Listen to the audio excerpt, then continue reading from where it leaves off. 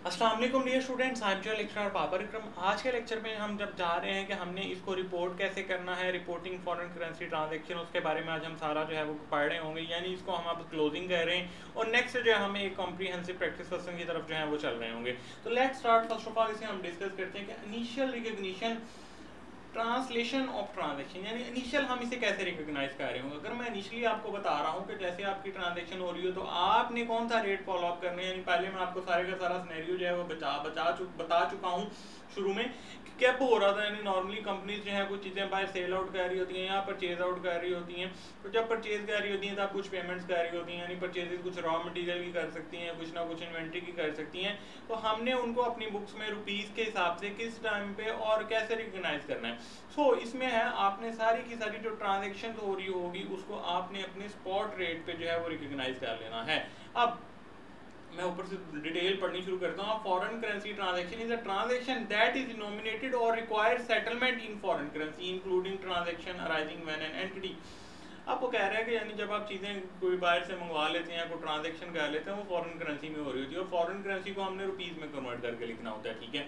Bye और sell goods और services whose price is denominated in a foreign currency. कह रहा है कोई चीज़ आप बाय करते हैं या सेल करते हैं जिसकी जो प्राइस होती है वो फॉरेन करेंसी में डिनोमिनेट हो रही होती है, या कोई आप फंड जो है वो ले रहे होते हैं।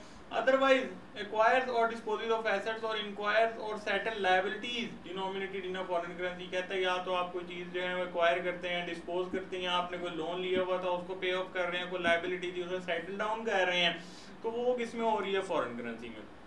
आप receive dividends and other payments in any other currency. आप कोई फॉरेन कंपनी में इन्वेस्ट किया हुआ तो वहाँ से डिविडेंड आया, वो आपको फॉरेन करेंसी में आया।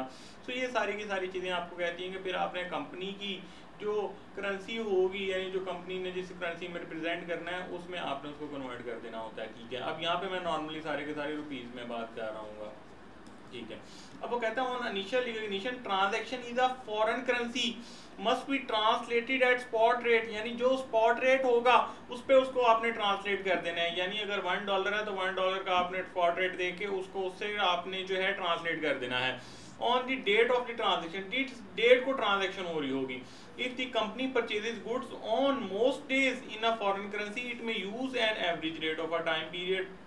यानी नॉर्मली क्या होता है, रेट फ्लक्चुएट्स होते रहते हैं। तो आप क्या करें, अगर आप जो है वो नॉर्मली काफ़ी दिनों में मोस्ट डेज में यानी उनसे ट्रांजैक्शन परचेज होती रहती हैं, तो आप जो है एवरेज रेट निकाल लें, okay.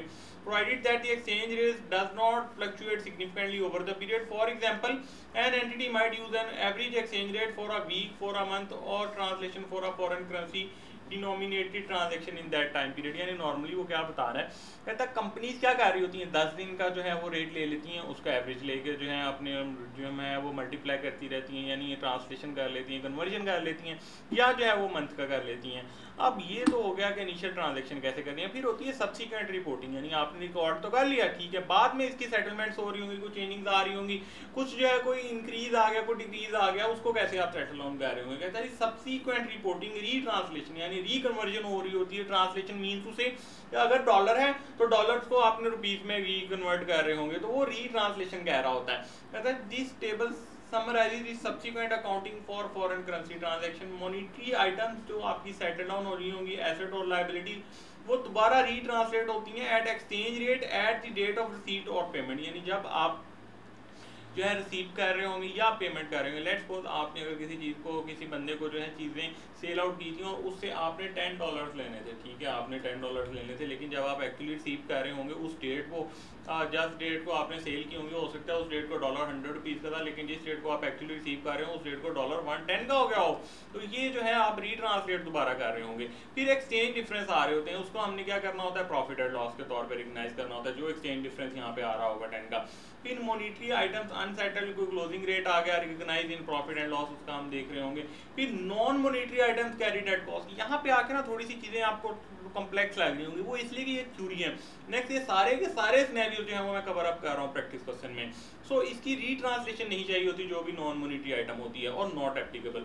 Non monetary items carried at fair value. Non monetary items में क्या होता है कि आपका कोई नॉन करंट एसेट्स हैं, नॉन करंट कौन से एसेट, टेंजिबल जैसे प्रॉपर्टी प्लांट एंड इक्विपमेंट है। Exchange rate at the date fair value was made. इसमें अब क्या करना होता है, आपने एक्सचेंज रेट देखना होता है जिस डेट को आपका एसेट की वैल्यू हो रहा होता है, जिस डेट को आप उसकी फेयर वैल्यू जो है वो मेजर कर रहे होते हैं। इसमें प्रॉफिट एंड लॉस कैसे रिकग्नाइज कर रहे होते हैं, इसमें जितना गेन आ रहा होता है वो कहाँ पे जा रहा होता है, आपका change charge in the valuation is recognise in the same section as the gain and loss, उसको आप गेन एंड लॉस के तौर पे सेम रिकग्नाइज कर रहे होते हैं। लेकिन IAS 16 और 38 के रिवैल्यूएशन गेन जो होते हैं वो हमेशा कंप्रीहेंसिव इनकम में जा रहे होते हैं। Therefore exchange difference shall be recognised in other comprehensive income as well. Under IAS 40 gain on fair value increase in recognized in profit and loss, therefore exchange difference will be recognized in profit and loss। अब यहाँ पे उसने बता दिया कि आपको ऊपर non monetary items की जो हम बात कर रहे हैं, तो उसके तहत अगर आप देख रहे हो 16 और 38 में जितनी रिवैल्यूएशन आ रही होगी वो अदर कंप्रीहेंसिव इनकम यानी कि वो स्टेटमेंट ऑफ कंप्रीहेंसिव इनकम में जानी होती है, इसलिए तो और जितनी 40 में आ रही होगी वो सारी की सारी उसका गेन और लॉस प्रॉफिट एंड लॉस में ही रिकग्नाइज किया जा रहा होगा। ओके, सो ये थी हमारी कुछ इनिशियल रिकग्निशन और सब्सिक्वेंट रिपोर्टिंग जो मैंने थ्योरेटिकल था आपसे डिस्कस करना लाजमन समझा कि आपकी कवरेज कंप्लीट हो जाए। So that's all for today, thank you and अल्लाह हाफिज़।